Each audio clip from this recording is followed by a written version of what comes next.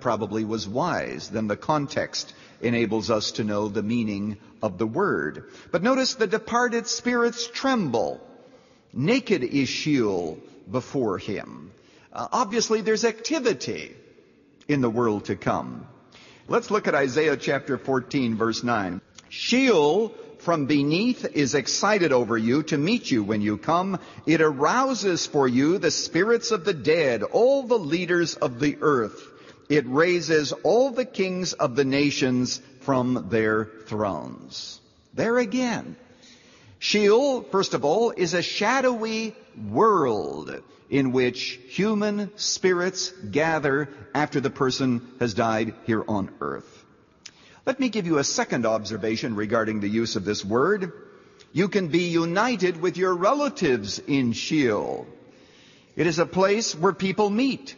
For example, in Genesis 49, verse 33, it says that Jacob went down into Sheol and was gathered with his people. Some people think that means that they just went to the same cemetery together, but I think the clear implication is that there was some meeting on the other side. Even Abraham in Genesis 15, verse 15, was assured that he would go down to his fathers in peace. So in the Old Testament, you know that there was life beyond the grave, the activities of human spirits. Now, all these have been somewhat negative. Is there any indication in the Bible that there were some who anticipated a life of bliss on the other side? I won't turn to the passage, but you can write it down if you're taking notes. Psalm 73, verses 23 to 25. Nevertheless, I am continually with thee. Thou hast holden me by thy right hand. Thou shalt guide me with thy counsel, and afterward receive me to glory, said Asaph. So Asaph believed that he would be, and he did not understand heaven as we do, but he would be in glory with God.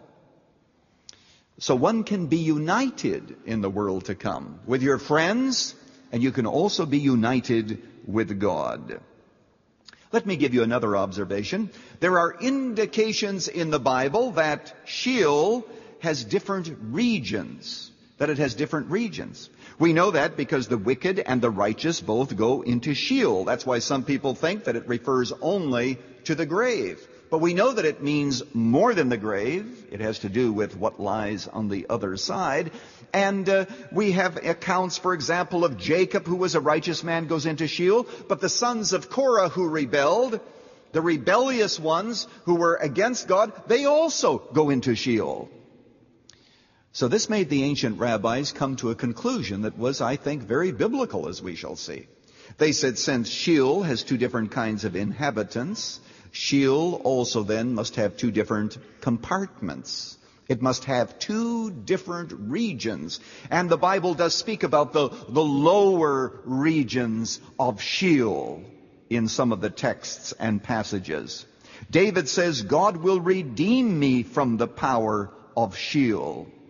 Now, the whole idea that there are two classes of people in the world to come, the righteous and the wicked, is expressly stated in the book of Daniel. And this is one of the clearest verses in all the Old Testament about the belief in the Old Testament that the Old Testament saints had regarding a future life. It says in Daniel chapter 12, verse 2, many who sleep in the dust of the ground will awake, some to everlasting life, and others to everlasting shame and contempt. They will awake, but you have two different resurrections because you have two different classes of people.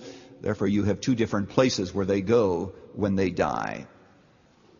Now, when you study all the passages, and of course I gave you only two or three because we simply could not possibly begin to look at all the texts, what you discover in the Old Testament is that the curtain to the afterlife is opened just a little bit. We don't see everything that we would like to see. We do see that there are those who intended and hoped to go to glory, but you also find a lot of depressing comments about this place called Sheol, which supposedly is under the earth, though we know not where it is. But when you get to the New Testament, that's when suddenly the floodlights come on. The curtain is opened, and now we begin to see very clearly what lies on the other side, both for the righteous and for the wicked. And yes, my friend, I can't think of anything more important than to know what lies on the other side. This is Pastor Lutzer. You know, sometimes I've been in bookstores and I can go to the travel section and see people buy books and travel guides because they're going to visit some country in Europe. They get maps. They spend more time thinking about their destination here on Earth, where they are going to be for 2 weeks.